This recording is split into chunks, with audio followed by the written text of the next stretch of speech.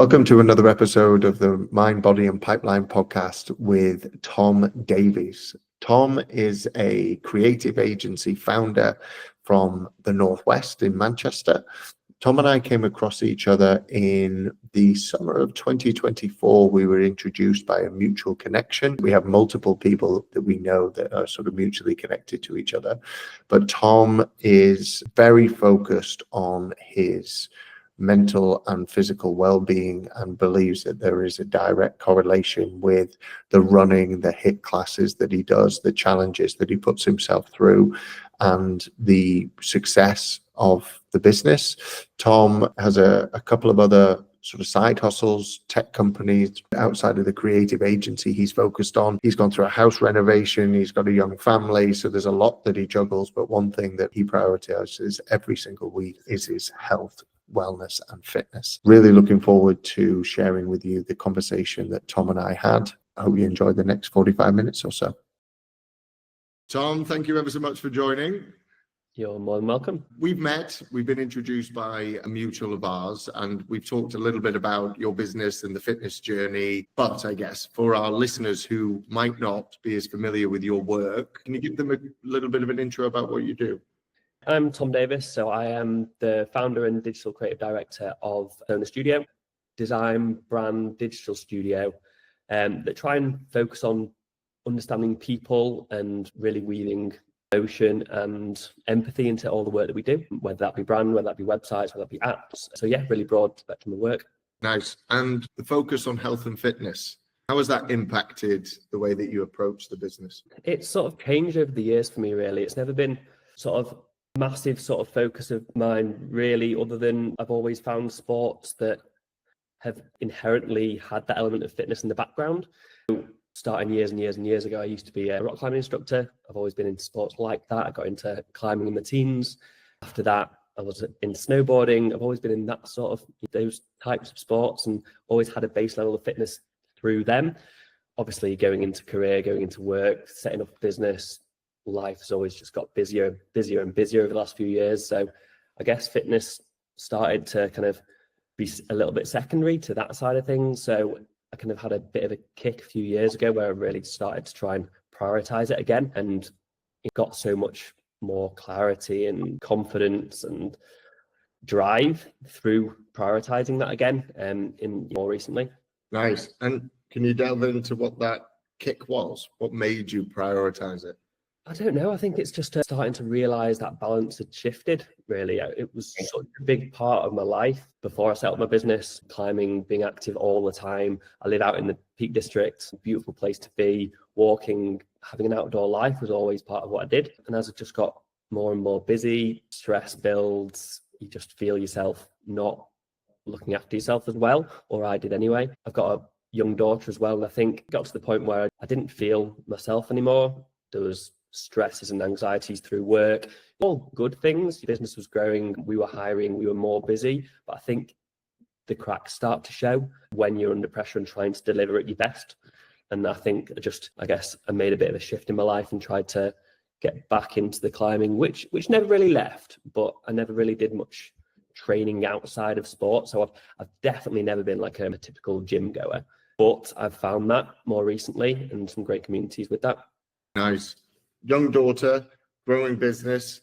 Are you from the Peak District originally? So no, South Manchester originally, Littlejohn, but that sort of draw for being out in the countryside, out in the hills has always sort of led me to wanting to live out here. We've got a couple of spaniels as well, so just that outdoor lifestyle is kind of built in, really. Again, there was never a lack of being active. I think that's always been part of who I am, but I think I needed external drives and a bit more focus just on health for health's sake, to keep me fighting fit and help me deliver at my best as a boss, as a business owner, as a dad, as a husband, and just help my mental health personally as well. And do you mind if we delve into the no drinking? I'm only interested in it really because you knocked that on the head completely a couple of years ago? About 2 years ago, and it was probably a similar time when in general I just needed a bit of a kick. I work really well with deadlines and big targets. So I'd never ran before. And in one fell swoop, I signed up for a marathon and quit drinking and just made that my life for a few months. I think I got up to a marathon from never really running more than 5K before in about 4 months, which probably was a little bit too quick. So that really gave me a kickstart, and putting that against the no drinking as well, it's kind of really transformed. I'm not going to go back now, at least foreseeable. I probably thought I might stop it for 6 months or so, see how it goes, but it'll be 2 years in January, and it's just such a level of clarity and, I don't know, reduction of stress that's come with that. And I think it's a few things. I can't say what's drinking and what's just prioritizing health in other ways, but all together, that's just improved my life sort of tenfold. So stay on with that for sure. Well, I agree, and I've got quite a few friends, family that have joined me. Either they've done Sober October and they continue on. My sister said to me, her big takeaway is she feels so much calmer. And I've got different friends at different stages, and say one's given up for 9 months, the other's 5.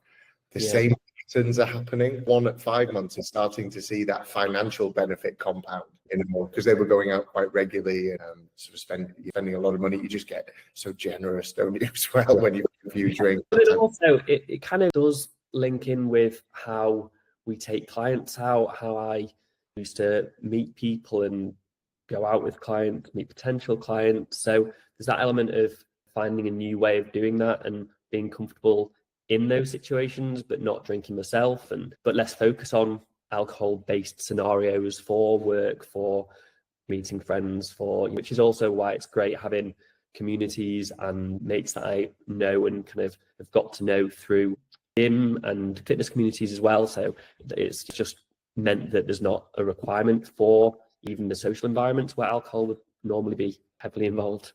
No, I agree. We'll come on to those fitness communities in a bit. We could talk about the non-drinking and the benefits of it. It's not. We'll move on, because it's definitely, I don't want to come across as if I'm pushing it, and I know you're definitely not as well. Each to their own, but yeah, we're definitely seeing the benefits.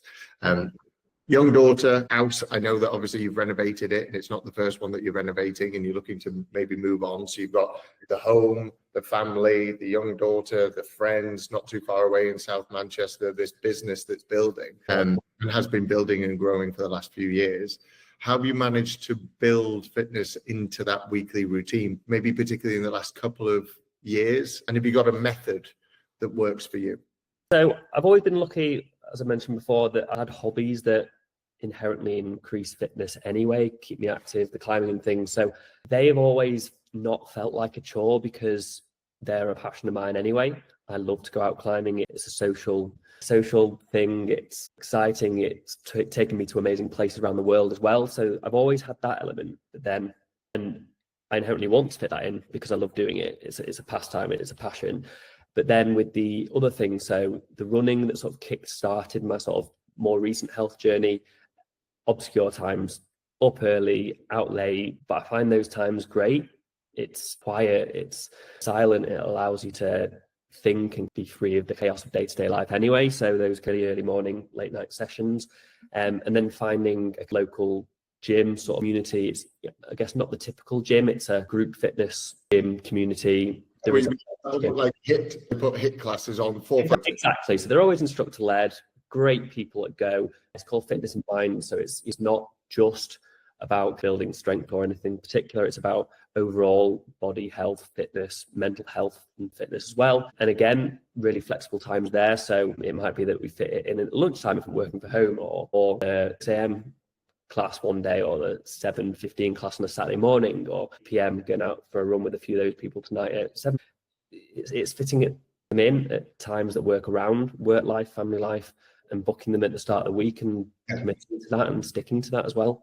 I was going to ask, what do you look on Sunday night, plan your week, and then do a little? Yeah, so I've got certain things that I do at certain days anyway. It's obviously a juggle with picking up to and fro with my wife and her commitments as well. So those your times work well, but you always try to book things in advance so I know what we're doing when. Sometimes there's last minute free slots or managing to fit in a climbing session when I wasn't planning to, but I try and book around the core ones and then plan my week around that. Your wife, does she have fitness, health, wellness commitments? Yes, less so, and even More or less so currently. She's pregnant again, so we've got another little one coming early next year. Hasn't had a great time with pregnancy this time, but we have very similar sort of mindsets in general with that sort of thing. Nice. No, I'm finding that I'm very fortunate. Emma, my wife, is as into it as I am. Yeah. Starts her marathon training for Manchester next week. I've got no interest in doing marathon training myself personally, but I'm very lucky, but I've certainly found that there's a challenge when the partner isn't as into it as the other one. So I think we're both fairly fortunate. I think you can obviously have a very understanding partner, but I think health fitness can be sometimes seen as a selfish pursuit. Leaving the house, you're getting, as long as you fit it around. That's the important bit. I prioritize myself and my health and fitness, but not detriment of other things. I make sure things are covered first. I want to spend time with my family and my daughter and my wife and be as present as I can for them as well. So I definitely don't let those things become strained because of health and fitness. It all adds to what I'm trying to achieve anyway. We'll go back a couple of steps to the goals that you talked about. Have you seen any correlation with pushing yourself physically, setting those goals, and the way that you approach business goals? Yeah, definitely. So I guess the marathon thing a few years ago, when I felt like I needed a kick, almost committing to something that's wildly unachievable and doing it is just what I tend to do day to day. Big goals, whether that's growth or whether that's who we want to be working for or the type of company I want to create as well. That's as important to me. I don't want to go after success and growth against all the things. I want to have a sustainable company with a great team and a great culture where people want to be working, and a business that can self-sustain as well and isn't too reliant on hard sales or anything like that. So balancing all that, but making sure that I'm pushing as far out of my comfort zone fairly regularly as possible. Nice. Short-term and long-term. I was thinking about how to word that question. What drives you to stay committed to your health, both short-term and long-term? Short-term, I notice day-to-day the improvements. So when I spend time making sure I'm healthy in body and mind, I perform better in all aspects of life. So short time, I feel better, fresher, I have more energy, I am more present when I'm not doing the kind of fitness and health activities. So when I get back from a run, I'm present with my family. I focus on work because I've done that, I've ticked that off, I've achieved that. So short term, it's just feeling better and being able to perform better. Long term, I guess, having a family, having people that rely on me, having a business and wanting to, I guess, see that through long term. I want to be around for it and I want to be at my best for a long time. That's the fundamentals of it. I think that was a thing that really only came to me through having a daughter, and I'm sure it can come in other times of life for other people, but all of a sudden it became very important to me to be around for as long as I can. No, I know. Somebody asked me why I do it and coined a phrase. I think Claire said, I'm gonna steal that one. I said, I want to be hard to kill when I'm old. And just doing so much research this year on having a very strong VO2 max and having good grip strength and what all those things mean later on in life, to be impenetrable to certain diseases and things, the way that sacs, probably not the medical term for it, but the sacs in your lungs change shape means that you're literally, so you're just geeking out on things like that, but hard to kill. Just being around, isn't it? And being there and being present and being the best. Being strong, being fit, being confident, being healthy in the now, 100% just makes me feel better. And then just wanting to be strong into the future as well. And to be still able to do these things. You want to still be climbing and hiking, going on adventures well into, my daughter being much older, well into old age. I've got my granddad who's in his 90s now, was actually in the mountain rescue team until his late 60s and has always been active. And I want to be doing the same and just living and doing great things. That's amazing. I love that. Nutrition. What does that mean to you? And what's your nutrition like? I'm not, I guess, super knowledgeable or focused on it. I try and eat clean and fresh and cook. I like cooking, probably the chef of the household, and don't need overly complex food. But yeah, I'm definitely not knowledgeable in nutrition as much as many people are. But I think just trying to cook fresh and eat clean in general is the main one. that can sometimes slide. Busy life, it's easy to knock that one on the head and reach for the quick stuff. Sometimes quick stuff can be as clean and nutritional as things that take longer to cook, but it's not one of my priorities or something I'm knowledgeable in, but I try and stick to it and try and keep healthy when I can. It's a balance, isn't it? When you do the cooking, do you like batch cook and take your stuff? Because you're in the office, what, 2 or 3 times a week, or? No, I'm not good at batch cooking at all. If I'm in the office, I'm getting something out. There's the treat. I'd be much better at that. That would be handy for having food for family as well. But I enjoy cooking. I don't mind. Experiment, do different things. Yeah, sometimes you can take the fun out of all of it. Like new things all the time. Vice rack. That was basically picked a load of Moroccan tagines and things like that to cook for the first few meals. And kind of when we finished renovating this house, was basically an excuse to fill the cupboards up with amazing spices. So now we are set. Yeah, nice. I like it. In the last 2 years, and there might have been a time before that, but particularly in the last couple of years since you've sort of had the laser focus in on it and it's just ingrained in that routine, would there been a time where you fell off track? And if there was, how did you get back on? Not particularly massively off track. And I think part of that comes down to the fact that alcohol was a big driver in life, not being able to focus on health. And that out of the way, so in such a black and white way, it was just out. That allowed everything else to flow easier, because that was probably one of the things that would lean into making bad health decisions or not eating right, etc. Also, communities that I'm part of, we are held accountable and people message each other, what classes are you going to this week? Book in, come on, show up. So there's great support network as part of those as well. Sort of a bit of a balance of the fact I am prioritising my health means that I'm more focused on maintaining that, and the great communities I'm part of, keeping each other responsible and accountable and checking in on each other. Nice. Let's talk about those communities. Have you seen business opportunity through the communities? You can talk about them in the wider piece as well, but business opportunities, have you seen that come from the communities? Yeah, so there's been referrals, there's been projects, there's also just been good peers that have led to other conversations. We're having this conversation because of Claire, who I've met through a network of fitness that we both go to. So lots of conversations come out of it because there's like-minded people quite often in these spaces that are driven and motivated and might own businesses themselves or be just successful in whatever they're trying to do anyway. So yes, I've had opportunities come through people that either have met through the fitness communities or people that I've actually met elsewhere, but our relationships have sort of solidified because they've then joined and we've trained together and things like that as well. No, and that answer to that question is always really interesting, because I think it becomes, and it was one of the guys that was on called Joe Testori. He said that there's lots of opportunities come through his business network, and he said that he finds a level of trust when somebody leaves it all on the floor in one of those HIIT classes. And you see somebody give absolutely everything, and Stu was the same. That if somebody put it in, week week out, there's a business opportunity, they're going to do the same there. Yeah, they prioritize these sort of things, and it quite often just has like-minded people that want to do well and have balance in and out of work. I don't necessarily want to work with people that are just work and that's their whole personality. Quite often, the people that are prioritizing health have work, have life goals, and they're equally balanced and well-rounded. And I think that's important for these sort of communities as well. Nice. A couple of questions, or 3 questions. So It's health, fitness, and wellness. What does health mean to you? And then what does fitness mean to you? And what does wellness mean to you? Health to me, I guess, means body resilience, being strong, just getting general illnesses, overall health. They all intertwine, don't they? But I'd say health in general is just staying disease-free, being aware of your body and being in a position that you can fight as much as possible and not run down.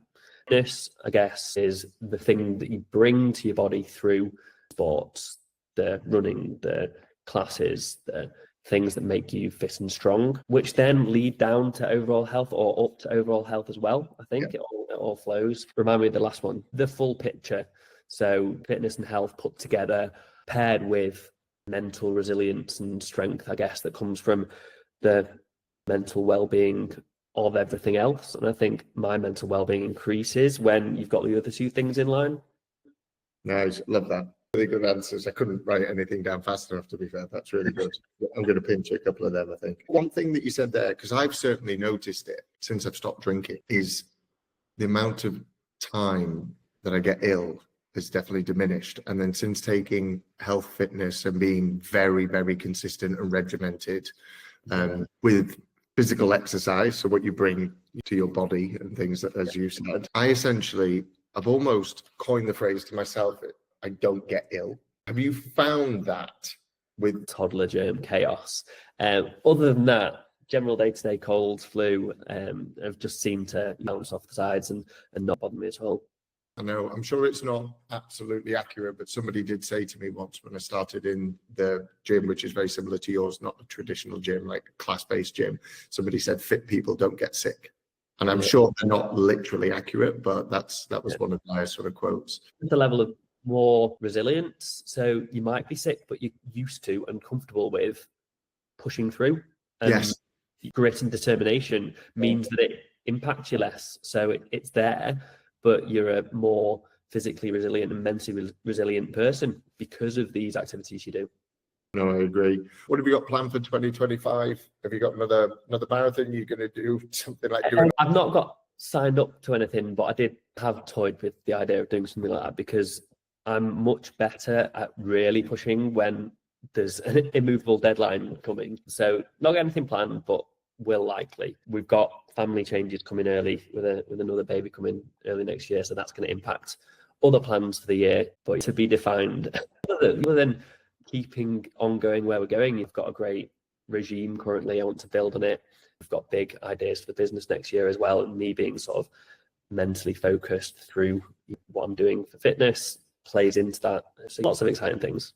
Nice. You do quite a few different things. You've got the HIIT style classes, you've got the running, you've got the climbing, which is more a passion, I guess. Take the passions out, because obviously I've got the feed down from the granddad as well, which is amazing. Those sort of passions out, because people can just love football, you know what I mean? They just got to play it.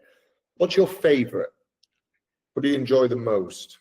The HIIT, the running, the whatever else you might do. You might have tried some cycling in the past. Like cycling, again, if we're sort of taking passions out, because some of those things I put cycling sometimes in with climbing that I do with people, and it'd be a thing we do together, not just for the fitness element. I love HIIT classes. There's nowhere to hide. Everyone's in it together. There's a buzz around it, and I love that. I thrive in that sort of environment. You being shouted at, it works. That's probably the favourite bit. And our gym, the gym that we're part of, does variations on that. So there's ones focused more heavily on cardio. There's ones focused more heavily on pushing yourself physically through weights as part of the circuit. So they always change, and they're different week by week as well with different focuses. But I do kind of thrive in that sort of group atmosphere. No, I agree. That's certainly how I got the bug. And I think I've probably only ever been to the normal typical gym using free weights, going by yourself a handful of times in my whole life, maybe literally 2-3 times. It's just not been part of who I am or what I do at all. Only in the last couple of years, really, with these HIIT classes, it's the only time I've done any fitness and exercise out of just the passion sport. So I have been lucky that I've had things in my life that have made me fit and healthy. I was really into the rock climbing and sort of instructing before I sort of got into the design industry. I had a very high fitness level purely from the amount I was training for climbing. At that point, I was doing kind of counter training, so specific pull-ups, finger strength exercises, that sort of thing, which played into the climbing. But that's sort of been much less in the last 10-15 years. It's just been the fun side of things.